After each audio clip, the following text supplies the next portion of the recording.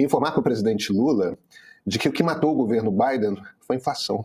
Que a não economia de gastos vai gerar um impacto inflacionário grande, foi dito a ele o seguinte, é colocar tudo a perder. Se o Haddad perder essa, ele fica desmoralizado.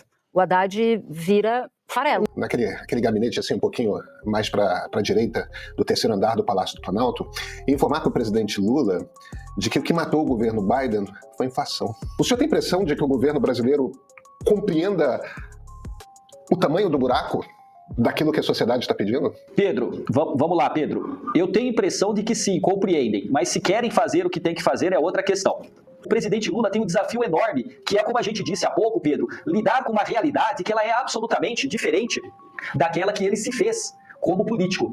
O sindicalismo, olha, o PT surge com o Lula como liderança a partir do sindicalismo do ABC, conjugado às comunidades eclesiais de base da Igreja Católica e tendo os movimentos sociais como força. Este mundo da década de 80, do sindicalismo, do lulopetismo, esse mundo não se apresenta mais. Quando a gente tem a discussão da inflação, quando a gente pensa no custo de vida, vocês e eu vou ao supermercado e a gente compra, de fato, a gente sente a diferença de quanto está comprando e a gente tem o pessoal lá da universidade que estuda marketing, tem um termo para isso, eu não me lembro o nome, mas antes você comprava um pacote de bolacha, você tinha lá 300 gramas de chocolate ou bolacha, agora a bolacha tem 250 e o preço continua. Então, para aumentar o preço, você diminui a quantidade ofertada e aquilo ali vai minando a paciência e as pessoas que vão consumindo. Se não fizer uma economia de gastos que impacte na inflação, né, que não seja, que a não economia de gastos vai gerar um impacto inflacionário grande, foi dito a ele o seguinte, é colocar tudo a perder.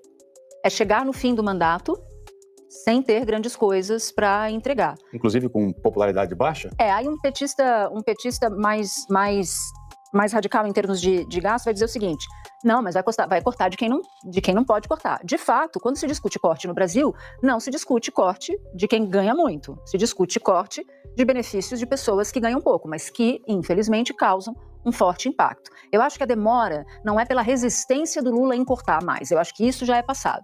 A demora é achar o lugar onde pode cortar sem que não haja um desaparecimento de direitos. De resultados. Evidentemente que nesse momento eles estão discutindo cifras, qual é o volume do corte e tal. E aí sobre isso eu não sei se o Lula resiste a uma determinada cifra ou não. Mas já foi colocado à mesa que se não fizer algo agora, de modo que o investidor venha, fique tranquilo, porque não vai ter uma explosão da dívida e bote dinheiro aqui e as empresas também fiquem animadas e tal, e dê um estímulo maior para a economia, que a própria reeleição dele pode se complicar. Porque uma coisa é você ter uma visão imediatista e uma visão mais de médio prazo. Na visão imediatista, se você não corta agora, vai sobrar um pouco de dinheiro a mais para você colocar em programa social. O governo reativou programas sociais que foram desmantelados. O governo tem uma situação da economia que não está ruim. O emprego tem bons resultados, mas isso não está se transformando em bem-estar da população. Então, o governo tem esse grande dilema para resolver. Tem que cuidar das contas e, ao mesmo tempo, saber o que o governo precisa fazer para que a população sinta essa melhora. Se não tiver cortes, a inflação vai aumentar, a descrença no Brasil vai aumentar também, então não vai chegar dinheiro para investir aqui. Esses juros não vão baixar? Os juros não vão baixar e aí fica uma profecia autorrealizável. É melhor fazer o corte agora, dizem auxiliares de Lula que estão defendendo esse corte, para quando chegar no momento, no ano da reeleição, a economia esteja melhor e ele possa colher os frutos disso. Eu abri a Central dizendo que eu considero esse momento um momento decisivo para o Lula, que ele tem dois caminhos. Ou ele não corta gasto e vai tentando fazer com que o Estado induza a economia, só que aí a inflação vai subir, o juro vai subir mais ainda e a economia vai para o vinagre. Ou ele faz o ajuste agora e vai preparando as condições para gastar no último semestre de 2023 e no primeiro semestre de 2023, não, de 25 e no primeiro semestre de 2026, se houver algum espaço para isso. E uma fonte disse para mim assim, ele não gosta de cortar, todo mundo sabe, ele não gosta de cortar. Mas a discussão do corte atual é uma discussão que dói nele, essa dói. Porque ele sempre dizia, não dá para tirar direito, não dá para cortar no social, e agora vai ser cortado no social.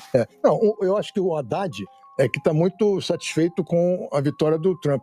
Não porque ele seja apoiador do Trump, mas que chegou um momento em que o governo vai ter que enfrentar isso, porque se não fizer, o Trump vai fazer coisas lá que vão provocar inflação, vão provocar... Mais por aqui. E aí piora para a gente. Então, eu acho que o Lula, diante desse fato novo, vai ter que fazer, vai ter que Eu acho que ele já sabe que vai fazer, eles estão ali se engalfiando para decidir onde vão fazer. Agora, eu estava conversando com um político experiente que ele disse o seguinte: o Haddad tem que ganhar essa. Se o Haddad perder essa, ele fica desmoralizado. O Haddad vira farelo. Um ministro da Fazenda banal que não conseguiu fazer o que tinha que fazer, né?